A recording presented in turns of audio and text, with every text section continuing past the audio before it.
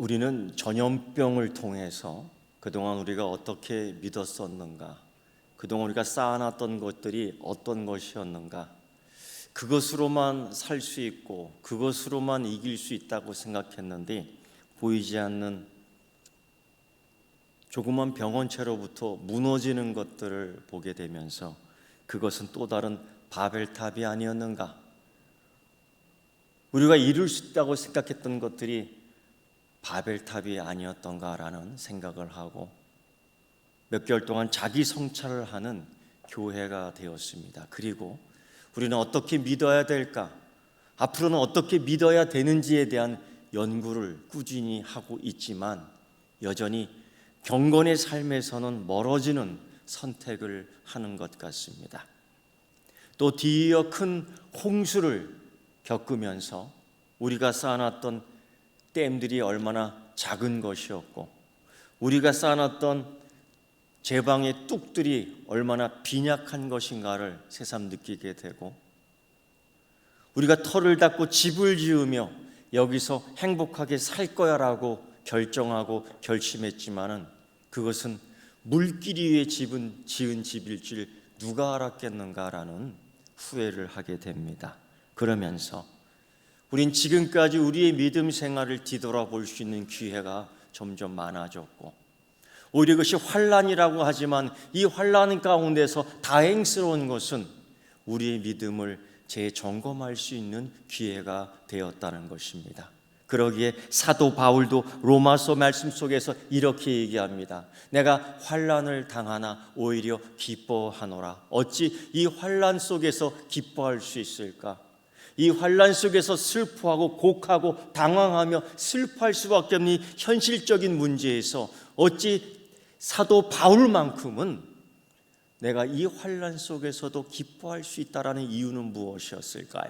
그것은 그동안 잊고 있었던 소망, 그것은 지금까지 잊고 있었던 소홀히 여겼던 믿음의 재확신, 재발견 때문이라는 것입니다. 고로 사랑하는 성도 여러분, 이 어려운 때에 우리는 잃었던 것을 되찾고 이 어려운 환난 때에 우리는 스스로 무너뜨려야 될 것들을 무너뜨릴 수 있는 과감한 신앙의 믿음이 증명되고 증거되기를 주의 이름으로 축원합니다.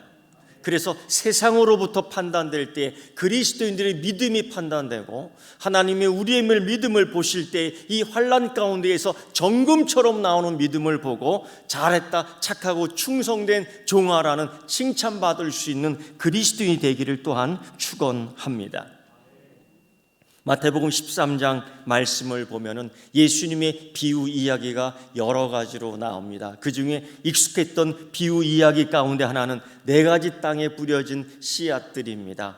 하나는 돌짝밭, 하나는 가시밭, 하나는 굳은 땅, 하나는 제법 좋은 땅입니다.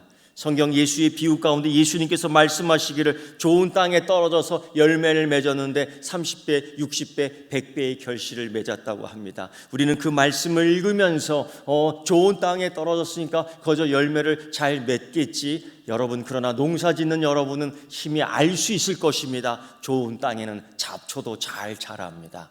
좋은 땅에 여전히 벌레도 오게 됩니다. 좋은 땅에 여전히 바람도 불게 됩니다. 좋은 땅에는 가시도 자라고 있습니다. 좋은 땅이라고 해서 저절로 열매를 맺는 것이 아니라 좋은 땅일수록 가꾸고 좋은 땅에서 좋은 땅이 되도록 점점점 노력하는 신앙의 자세가 있어야지 열매 맺는 줄 믿습니다. 그래서 예수님께서는 그렇게 말씀하십니다. 좋은 땅에 뿌려졌다는 건 무엇인가? 가만히 있으면 열매 맺는 건가? 아닙니다. 똑같은 환난, 똑같은 어려움, 똑같은 가뭄, 똑같은 홍수, 똑같은 여러 가지 병들이 있지만 그것을 이겨내며 열매 맺어야 된다는 것입니다. 그때에 예수님께서는 그 결론을 이렇게 얘기합니다. 좋은 땅에 뿌려졌다는 것은 무슨 뜻인가? 말씀을 듣고 깨달았기 때문이다. 이 말씀을 듣고 깨달았기 때문에 내 삶 속에서 하나님의 말씀이 내 중심이 되고, 이 말씀을 듣고 깨달았기 때문에 믿음은 들음에서 나오는데 들음의 깨달은 말씀을 통해서 내가 살아갈 때 순종하며 예수 그리스도와 함께 한 걸음 한 걸음 나아갈 수 있는 것인데, 이 한 걸음 한 걸음이 양탄자길, 장밋빛길, 참으로 좋은 편안한 길을 걷는 한 걸음 한 걸음이 아니라 가시밭길이라도, 그것이 사망은 음침한 골짜기라도 주의 나와 함께 하시므로 내가 그것을 두려워하지 않고 걷는 한 걸음 한 걸음 속에 신앙의 열매가 맺혀지는 줄 믿습니다. 바로 이때가 그때가 아닌가라는 생각이 듭니다. 고로 여러분, 어떻게 믿어야 될지, 이제 어떤 결정을 하며 믿음의 생활을 다시 재점검하는 시기가 돼야 될 줄 믿습니다. 이런 가운데 요나 선지자는 어떤 선지자였을까요? 아니, 요나 선지자는 어떤 밭에 뿌려진 씨앗이었을까요? 그는 좋은 밭에 뿌려진 씨앗임에 분명합니다. 그는 다른 어떤 사람들보다, 그는 다른 어떤 이방인보다도 좋은 신앙적 자산을 가지고 있었던 선지자였습니다. 그는 선지자로 부름을 받았습니다. 그는 선지자로 택함을 받았습니다. 그는 선지자로 하나님께서 독특한 은혜를 주셨습니다. 그는 남들보다 더 깊은 하나님을 경험을 한 사람입니다. 그는 이러한 신앙적 자산을 많이 가지고 있었지만은 과연 그는 귀한 열매를 맺었던 사람이었던가? 선지자로서 하나님이 주신 사명을 감당하며 그 책임과 그 책무를 다한, 사명을 다한 선지자라고 말할 수 있을까? 우리는 그 질문에 대하여 아마 고개를 절레절레 흔들 것입니다. 요나 선지자는 이방인들에서 신앙 자산이 그렇게 풍부했던 사람이지만은 그 자기가 갖고 있는 풍부한 신앙 자산을 사용하지 않았던 사람입니다. 하나님이 주시는 사명, 하나님이 주시는 받은 이 책무, 또 이방인을 향한 사랑, 이방인을 향한 여러 가지의 은혜들을 함께 나누지 않았던 사람입니다. 오직 자기만을 위하여, 오직 자기 만족을 위하여, 오직 자기 교회를 위하여, 오직 자기 신앙의 은혜만을 위하여 힘썼던, 좋은 땅에 떨어졌지만 오히려 열매를 그대로 맺지 못했던 또 다른 특이한 존재라는 것입니다. 베드로는 그의 교회 공동체의 일원들에게 이렇게 얘기했습니다. 너희들은 신앙 자산이 풍부한 사람이다. 너희들은 그들과 다른 사람이다. 너희들에겐 이런 은혜가 더 있다. 너희들에겐 이런 축복이 더 있다. 그러므로 이 신앙적 자산을 가지고 너희들은 저 세상에서, 너희들은 저 이방인들에게 가서 하나님의 아름다운 덕을 선전해야 한다라고 강조한 사도 베드로였던 것입니다. 그는 이렇게 말합니다. 너희는 택한 족속이요, 왕같은 제사장이요, 거룩한 나라요, 그의 소유가 된 백성이니. 여러분, 이것 한 가지만, 아니 이것 네 가지만 보더라도 하나님께서 내게 주신 큰 은혜가 큽니다. 하나님 내게 주신 이 신앙적 자산이 너무나 많습니다. 우리는 이것으로 뭘 해야 될까요?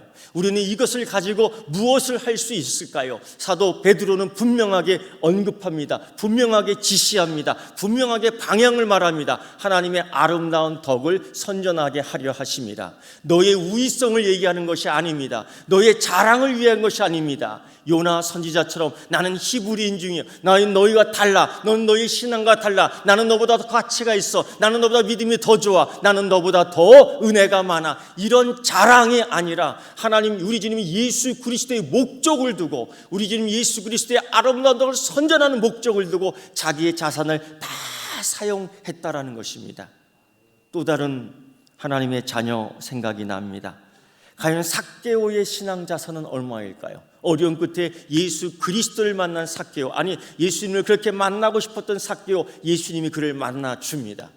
근데 그 삭개오의 신앙적 자산은 무엇일까요? 없었습니다. 어린 시절, 청소년 시절, 청년 시절 그의 신앙적 자산은 없었습니다. 오히려 사람들에게 멸시를 당하고, 오히려 사람들에게 모욕을 당하고, 오히려 사람들에게 왕따를 당하고, 그래서 그는 이 시대에, 이 상황에서, 이 환경에서 이길 수 있는 힘은 무엇일까? 절대 권력, 절대 부, 이러한 것들을 함께 손에 줄 수 있는 것 무엇일까? 결정한 것이 세리였고 너무나 잘해서 세리장이 됩니다. 그러나 그럼에도 자기의 만족이 없었고 이것으로 해결할 수 있는 것이 아님을 깨닫고 그는 빈 마음속에 하나의 믿음을 갖기 위해서 예수님을 만나려고 노력합니다. 그러나 그가 노력해서 만난 것이 아니라 하나님이 그를 찾아가며 그의 집을 방문할 때에 그의 신앙적 자산이 생기게 됩니다. 예수님께서 그에게 이렇게 축복했죠. 너도 아브라함의 자손이다. 그의 신앙적 자산이 생깁니다. 그의 신앙적 유익함이 생깁니다. 그는 이것을 가지고 무엇을 했습니까? 그 동네의 그 지역의 사회적 책임을, 공공의 선을 이루는 모든 사명을 감당해냅니다. 그가 가지고 있던 재산, 그가 가지고 있던 권력을 다 나누어 가짐으로 모든 사람이 공정한 세금, 모든 사람이 공정한 유익을 얻을 수 있도록 자기의 자산을 다 나눕니다. 이것이 내가 갖고 있는 신앙의 자산을 우리 주님 예수 그리스도의 목표로 삼고 행하는 삭개오의 이야기입니다. 그는 어떤 열매를 맺었을까요? 그는 어떤 열매로 다음 이야기를 해 나갈 수 있을까요? 여러분, 사도 바울의 신앙 자산은 어떻습니까? 그의 자전적 고백인 빌립보서 3장 5절의 말씀을 보면 너는 8일 만에 할례를 받고 이스라엘 족속이요 베냐민 지파요 히브리인 중에 히브리요 율법으로는 바리새인이다라고 얘기합니다. 정말 최고 당대에 그들이 갖고 싶었던, 그들이 지니고 싶었던, 그들이 혈통을 유지하고 싶었던 것 가운데 모든 걸 갖췄던 사람입니다. 그뿐 아닙니다. 그는 사회적으로, 정치적으로, 경제적으로 사도행전 18장 3절의 말씀 보면 나는 로마인이다라는 절대 권력을 갖고 있던 자산력이 풍부했던 사람입니다. 얼마나 자랑하고 싶고 얼마나 누리고 싶고 얼마나 권세하고 싶었던 것들이 많이 있었습니까? 종교적으로, 정치적으로, 사회적으로, 신분적으로 많은 것들을 누릴 수 있었음에도 불구하고 그는 이것을 목적으로 삼는데 어떤 목적? 우리 주님 예수 그리스도를 전하며 십자가의 도를 정하며 유대인도 꺼리끼는 것이요 헬라인도 참으로 부끄럽게 여기는 이 모든 것들을 그는 구원받는 자에게는 하나님의 오직 능력이 되는 십자가의 도를 정하며 중심을 잡고 나갔던 사람입니다. 여러분, 이런 가운데에 요나 선지자는 어떻습니까? 그는 어떤 열매를 맺었습니까? 그는 어떤 열매가 얼만큼 있습니까? 고린도전서 4장 1절부터 2절의 말씀을 보면 사람이 맡은 우리를 그리스도의 일꾼이요 하나님의 비밀을 맡은 자로 여길지어다. 그리고 맡은 자들이 구할 것은 충성이라고 얘기했습니다. 마태복음 25장의 달란트 예수님의 비유를 보면 거기서도 충성이라는 단어가 나옵니다. 과연 이 충성은 어떤 의미일까? 바로 듣고 깨달음의 말씀 순종이요 사명 감당입니다. 공통적으로 이러한 신앙적 자산을 가진 사람들이 행하는 사명에 있어서, 삶에 있어서 반드시 열매가 있어야 함에도 불구하고 요나 선지자에게는 이런 것이 부족했습니다. 듣고 깨달음이 없었습니다. 오히려 요나 자기의 성경 4장 1절부터 4절의 말씀을 보면 하나님 말씀을 들을 때에 항변했던 것 같습니다. 그래서 다시스로 도망갔던 것 같습니다. 그래서 응급결에 여호와 하나님께 구원에 있습니다라고 고백을 했지만은 입술로만 고백했던 것 같습니다. 정말 하나님께 그의 선지자로 부름을 받았고 그는 하나님의 자녀로 부름을 받고 그에게 특별한 은혜를 주고 하나님 은혜 체험을 통해 축복을 주었구만은 그런 신앙적 자산을 이웃을 위하여 이방인을 위하여 하나님 사명을 감당하는 일도 쓰지 않은 장본인이었습니다. 여러분, 그리고서야 그의 또 다른 황당한 태도를 보게 됩니다. 요나서 3장 10절의 말씀 보면 하나님이 멸망시키고 무너뜨리고 약속했던 니느웨를 회개하는 그들의 모습을 보며 마음을 돌이켜 뜻을 돌이켜 그들을 구원하며 그들의 은혜를 베풀어 줄 때에 요나는 그것이 너무 보기 싫었던 것입니다. 그리고 항변하는 이유가 바로 오늘 우리가 읽은 본문 요나서 4장 1절부터 4절의 이유가 있습니다. 하나님이 그들을 구원하는 게 너무 싫었습니다.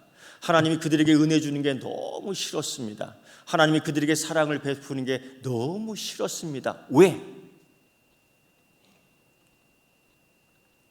이런 면에서 한국교회가 이러한 실수를 하는 것은 아닌가? 이런 경우에서 우리가 이런 실수를 하지 않는 것인가? 여러분, 은혜는 나만 받는 것이 아닙니다. 은혜는 옆에 있는 사람도 받는 것이고요. 은혜는 흑인도 받는 것이고요. 은혜는 백인도 받는 것이고요. 은혜는 한국인도 받는 것이고요. 은혜는 아프리카 사람도 받는 것입니다. 은혜는 꼭 나에게만 주는 것이 아닙니다. 축복, 우리가 말하는 그 축복은 이웃도 받는 것입니다. 축복은 저 사람도 받는 것입니다. 하나님이 해를 주실 때는 믿는 자, 안 믿는 자에게 동일하게 주시는 줄 믿습니까? 그것을 나만 받아야 된다는 착각, 하나님 그 은혜를 나만 주셔야 된다는 착각에 사로잡는 것은 요나 선지자가 갖고 있는 편견의 신앙적 자산일 뿐입니다. 하나님이 니느웨를 구원하는 걸 보고 요나는 매우 싫어하여 성내어 기도했다라고 합니다. 그 기도 내용 가운데 그것이 있지요. 하나님, 내가 죽는 것이 낫습니다. 마치 흔들리는 뱃속에서 나를 바다에 빠뜨려 해결하라는 자해적 고백처럼 오늘 똑같이 요나는 그렇습니다. 자기 뜻이 이루어지지 않자, 자기 뜻대로 되지 않자, 자기의 신앙 고백이 이루어지지 않자, 자기의 맛대로 하나님이 역사하지 않자 하나님께 성내어 분내는 것입니다. 하나님, 왜 이렇게 안 해주시는 겁니까? 하나님 이렇게 해주시기로 해놓고 말입니다. 더구나 그는 이방인이 구원받는 것, 멸망당하기로 돼 있지만 하나님이 은혜 베푸는 것을 보고 오히려 기뻐하지 않고 성내어 분내어 하는 말이, 내가 차라리 죽는 것이 낫겠습니다. 하나님께서 이 약속을 지켜주지 않았기 때문에, 하나님께서 이렇게 해주시지 않았기 때문에, 하나님께서 이것을 뜻을 이루어 주시지 않았기 때문에 나는 거짓 선지자가 됐습니다라는 불평만 일삼는 요나 선지자 말입니다. 이때에 하나님께서는 요나에게 묻습니다. 네가 정말 옳으냐라는 겁니다. 이 옳으냐의 의미는 네가 의롭냐라는 것입니다. 사도 바울은 일찍이 의로운 자가 한 명도 없다고 얘기하지 않습니까? 우리가 다 주인이라고 얘기하지 않습니까? 이미 그는 1장 9절에서 구원은 여호와의 것입니다라고 고백했음에도 불구하고, 구원은 여호와께 있습니다라고 고백하면서도 여전히 하나님이 주시는 구원을, 하나님이 주시는 은혜를, 하나님이 주시는 사랑을, 하나님이 주시는 축복을 자기 마음대로 하려고 하는 이기주의적 신앙에 빠졌던 것입니다. 이때 하나님께서는 또 다른 요나에게 기회를 주는데 바로 박너쿨 사건입니다. 내리쬐는 햇볕 속에서 커다란 박 잎사귀를 통해 그늘을 피할 수 있어 좋았는데 하룻밤에 하나님이 그 박잎을 시들게 합니다. 그때 또 요나는 굉장한 짜증을 냅니다. 그때 하나님이 하신 말씀이 바로 요나서 4장 10절부터 11절 마지막 말씀입니다. 하룻밤 났다가 하룻밤에 죽는 이 박넝쿨을 네가 아끼면서 하물며 이 큰 성읍 니느웨의 제아울을 분간하지 못하는 자가 12만 명이나 있고 그 안에 수많은 가축들이 살아 있음에 내가 이것을 아끼고 살렸거늘 그것이 문제가 되겠느냐라는 질문입니다. 그리고 요나서는 끝나고 맙니다.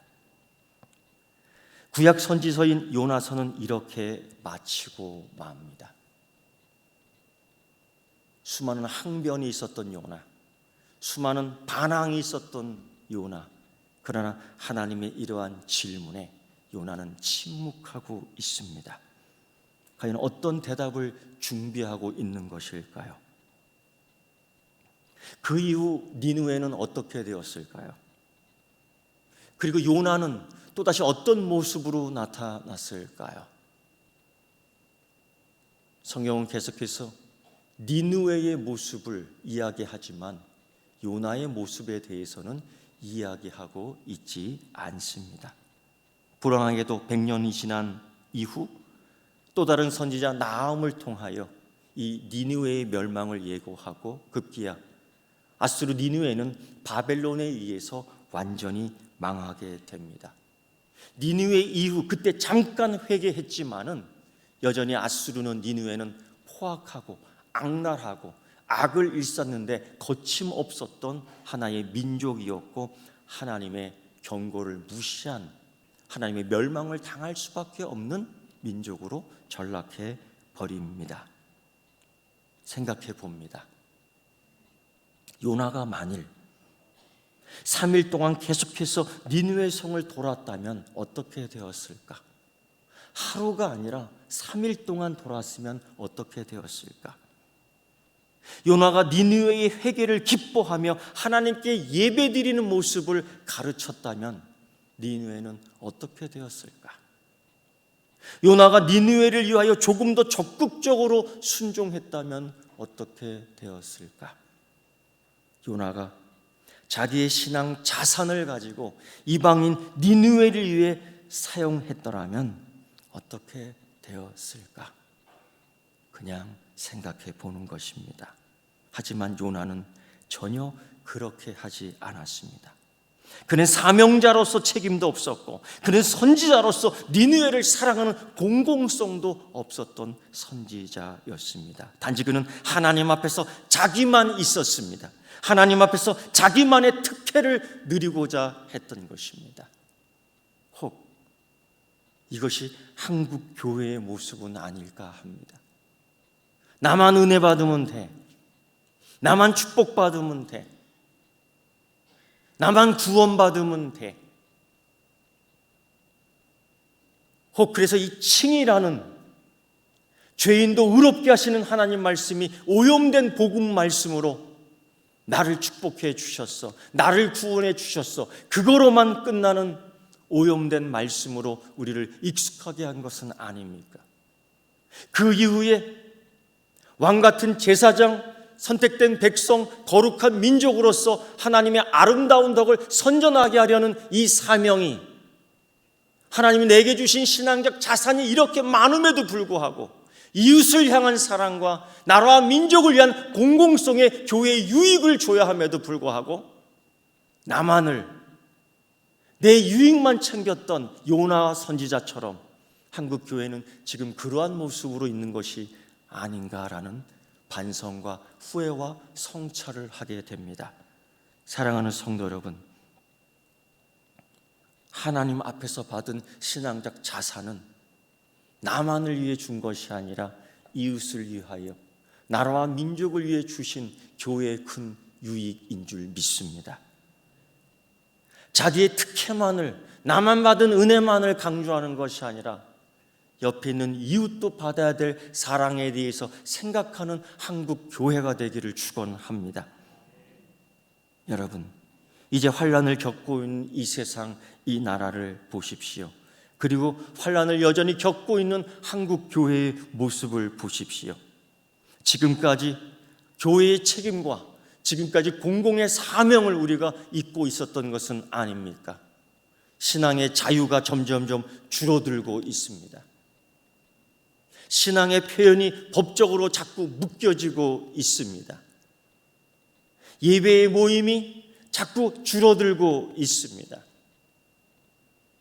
그리고 자꾸 다른 모습들을 보여주고 있습니다. 다른 방법들을 보여주고 있습니다. 과연 그것이 최선의 방법인가 생각합니다. 과연 그것이 우리가 할 수 있는 최고의 방법일까라는 생각도 해봅니다. 역사 판단을 통해서 훗날 우리는 다시 이야기할 것입니다. 아마도 그것이 최선은 아니었을 것입니다. 아마도 그것은 최선이 아닐 것이라고 확신을 합니다. 분명한 것은 우리의 경건을 되찾는 것이 최우선인 줄 믿습니다. 우리의 경건을 되찾아야만이 이 환난을 이길 수 있습니다. 사도 바울은 이야기합니다. 오히려 이 환난이 우리에게 유익됨이라. 왜냐하면 소망이 부끄럽지 않기 때문입니다. 하나님이 주신 이 환경 속에서 우리의 신앙적 자산을 되찾아 우리의 민족, 이 나라와 우리의 이웃을 위해 쓸 수 있는 우리 서귀포교회 성도 되기를 주의 이름으로 축원합니다. 기도하겠습니다. 하나님, 우리 서귀포교회와 한국교회를 지켜주시옵소서. 가치 있는 신앙을 발견하게 하여 주옵시고 열매 맺는 신앙의 발견을 통하여 하나님이 행하게 하여 주시옵소서.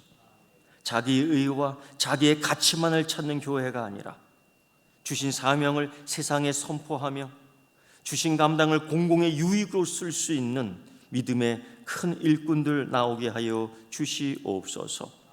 주님 바라고 나옵기는 이 나라의, 이 세계의 병들고 있는 전염병을 주께서 묶어주시고 걷어주시옵소서.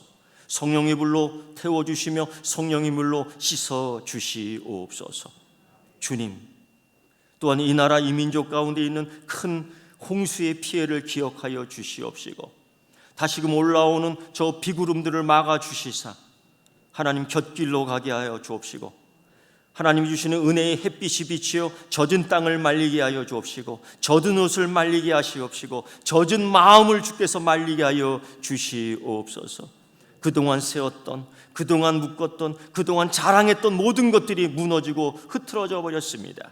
이제 하나님 경건을 되찾게 하여 주시옵시고 하나님 주시는 신앙 속에 진정한 소망이 무엇인가를 붙들 수 있도록 은혜 베풀어 주시옵소서. 예수님의 이름으로 기도드리옵나이다. 아멘.